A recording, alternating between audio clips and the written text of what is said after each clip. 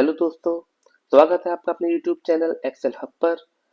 Last videos में हमने पढ़ा था कि हम किस तरीके से एक्सेल की फाइल्स में काम कर सकते हैं। हम उसको ओपन करना, हमने उसको सेव करना और सेव एज कमांड से उसकी लोकेशन चेंज करना सीखा था। साथ ही साथ हमने जो एक्सेल की विंडोज होती है, जो उसके एक ओवरव्यू लिया था कि किस तरीके से उसमें हर चीज किस तरीके से काम करती है, चाहे वो रिबन बार हो, चाहे वो बेसिक शॉर्टकट्स कमांड हो, और शीट्स के बारे में हमने कुछ चीजें जानी थी। ठीक है, तो हम ये कह सकते हैं कि हमने बेसिकली एक उसकी ओवरव्यू लिया था एक एक्सेल के बारे में कि एक्सेल का काम क्या होता है और उसमें किस तरीके से काम हमें करना होगा इन फ्यूचर। ठीक है, आज हम सीखेंगे कॉलम, रोज, सेल्स और अंडू रीडू कमांड के बारे में। ठीक है, तो जो आज के हमारे टॉपिक है उनको मैं साइड में कर देता हूँ अभी के लिए। ओके, देखिए सबसे पहले हम कॉलम के बारे में समझते हैं कि कॉलम क्या होते हैं। देखिए, ये जो वाइट एरिया है इसको हम वर्किंग एरिया कहते हैं, और इसका एक टेक्निकल नाम है जिसे हम कहते हैं स्प्रेड शीट। ठीक है, अब ये स्प्रेड शीट क्या होता है? ये आपका कॉलम और रोज का एक कैसे समूह होता है। ठीक है, अब ये कॉलम और रोज क्या होते हैं समझते हैं। देखिए, जो स्प्रेडशीट के ऊपर, ठीक है, वर्किंग एरिया के ऊपर ये जो A B C D लिखे हुए हैं इनको हम कहते हैं कॉलम्स। तो जब हम इन पे क्लिक करते हैं तो ये पूरा एक सिलेक्शन होता है। आप देख रहे हो इसका कलर चेंज हो जा रहा है, एक अलग से बॉर्डर आ रहा है, इसे सिलेक्शन कहते हैं। ठीक है, बाकी सबसे एकदम अलग दिखता है, इसे सिलेक्शन कहते हैं। मतलब कंप्यूटर को ये पता है कि अगर हम कुछ भी करेंगे, चाहे वो हम इस पे काम करें, डिलीट करें, वो इस कॉलम पे काम करेगा। ठीक है, तो ये कॉलम होते हैं। अब ये कॉलम जो है A B C D E F G ऐसे आप देख रहे हो, तो जेड तक ही होंगे क्या? क्योंकि जेड तक के बाद तो कोई अल्फाबेट्स होता ही नहीं है। लेकिन काम तो जेड से आगे भी हो सकता है, मतलब इतने कॉलम जेड, अगर डेटा बड़ा हुआ तो जेड से ज्यादा हुआ तो क्या होगा, तो हम देखते हैं।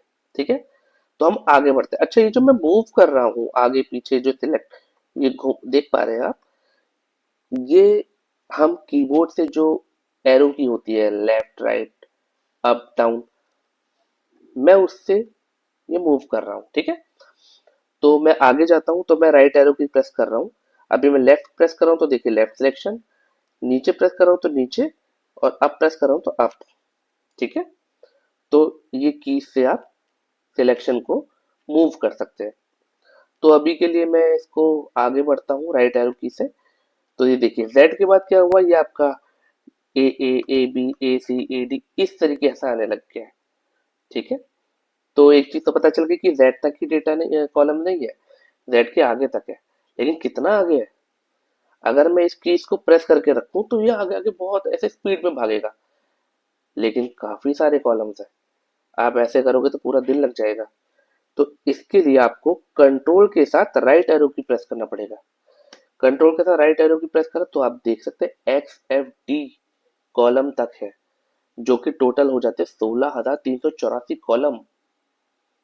ठीक है, तो 16,384 कॉलम, इतना तो कोई काम नहीं करेगा, लेकिन फिर भी ज्यादा है तो अच्छा है, बेहतर है कहते हैं। अच्छा, ये टाइप जो है ये मैंने टाइप किया हुआ है, ये लिखा हुआ नहीं आएगा, ये बस आपको दिखाने के लिए मैंने लास्ट कॉलम पे पहले ही लिख रखा है। ठीक है, ठीक, अब हम वापस पहले कॉलम पे जाते हैं। तो पहले कॉलम पे जाने के लिए, सीधा जंप करने के लिए वही प्रेस तरीका। अब मैं एक एक करके लेफ्ट एरो की प्रेस नहीं करूंगा, तो कंट्रोल के साथ लेफ्ट एरो की प्रेस कर दिया तो सीधा, ठीक है, ए कॉलम पे आ गया।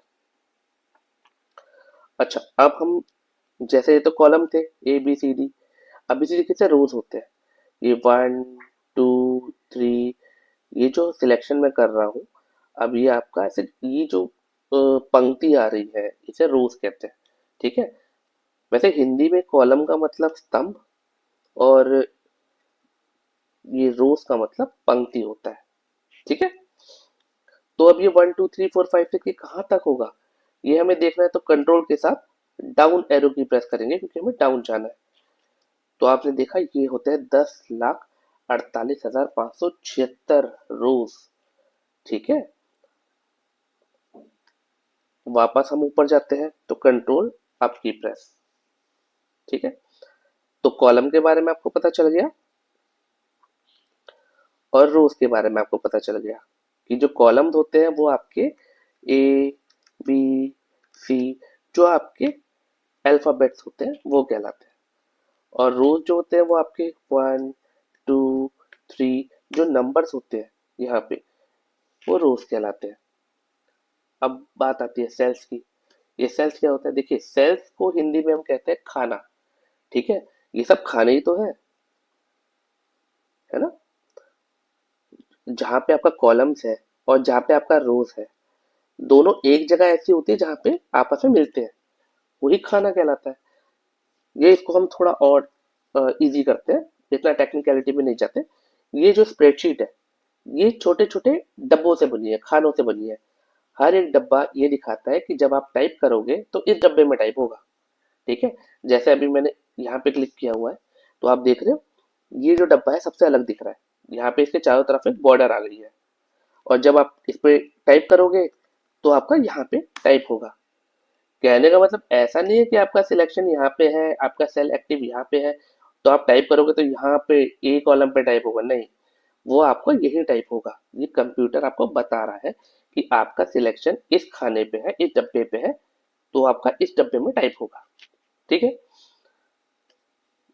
अब हम देखते हैं कि ये टाइप करना कैसे है। देखिए, हर डब्बे का एक नाम है। ठीक है, अब इसका नाम क्या होगा? देखिए, जैसे मैंने क्लिक किया इस सेल पे, ठीक है, तो इसका नाम होगा, इसका सबसे पहला ऊपर कॉलम देखिए, इसका कॉलम है बी। ठीक है, कॉलम हो गया बी, और इसका रोज देखिए 8। ये आप देख रहे हो, ये सबसे अलग से भी दिख रहे हैं। देखिए, बी एकदम अलग दिख रहा है, 8 नंबर एकदम अलग दिख रहा है, क्योंकि ये सिलेक्शन दिखा रहा है कि आपका एक्टिव सेल बी है, 8 है, तो बी कॉलम और 8 रोज, तो इसका नाम हो गया बी 8। इस सेल का नाम हो गया बी 8। अब मैं जैसे यहाँ क्लिक करता हूँ तो इस कॉलम का क्या नाम हो गया? इस सेल का क्या नाम हो गया? हम इसको पहले ऊपर देखते हैं, सी, और फिर यहाँ पे रो है इसका 14, सी 14।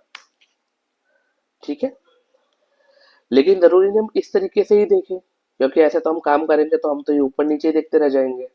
तो इसके लिए आपको यहाँ नेम बॉक्स दे रखा है। ठीक है, जब भी आप सिलेक्शन करते हैं, यहाँ पे क्लिक किया हुआ है, तो आपको ये देखने की जरूरत नहीं कि एक्टिव सेल कौन सा है, यहाँ पे C3 नहीं, नेम बॉक्स ही आपका दिखाया देता है कि C3 है। मैं यहाँ क्लिक करूंगा, देखिए अभी मैं B8 पे क्लिक करने वाला हूँ, तो देखिए आप यहाँ पे नेम बॉक्स में चेक देखिएगा क्या आता है। मैं B8 पे क्लिक करने वाला हूँ, 1, 2, 3। ठीक है, मैंने क्लिक किया और यहाँ पे ये B8 शो करने लग गया। ठीक है, अच्छा, एक चीज आपको बस ये ध्यान रखनी है कि आप जब भी किसी सेल का एड्रेस मतलब नेम आप देखेंगे, तो आपको पहले कॉलम बोलना है, फिर नंबर बोलना है। ऐसा नहीं कि पहले आप नंबर बोल रहे हो और फिर आप कॉलम बोल रहे हो, नहीं। अगर ये B5 है तो आप इसको B5 ही बोलेंगे, 5B नहीं बोलना, वो गलत हो जाएगा। ठीक है, तो पहले कॉलम फिर रो। ठीक है, तो सेल्स के बारे में आपको मैंने बता दिया कि सेल्स क्या होते हैं। ठीक है, ध्यान रहे, हर खाना जब भी आप उस पर क्लिक करोगे तो टाइप वहीं पे होगा। ठीक है, और उस सेल को जिसके आगे ये से बॉर्डर बन जाता है, ठीक है, मतलब इसको हम कहते हैं एक्टिव सेल। मतलब इस वक्त ये सेल एक्टिव है, आप जब काम करोगे तो इस सेल पे काम होगा, इस पे ही टाइपिंग होगी। ठीक है, identify name of active cell, ये मैंने आपको बता दिया कि नेम बॉक्स में ही आपका आइडेंटिफाई होता है कि आपका कौन सा सेल एक्टिव है। ठीक है, अच्छा, मेरे ख्याल से अभी आपको इस चीज में कोई दिक्कत नहीं है, कॉलम रो सेल्स। ठीक है, अब सबसे इम्पोर्टेंट जो टॉपिक है, इनको मैं अलग कर देता हूँ थोड़ा, इसको हम कहते हैं अनडू एंड रीडू। ठीक है,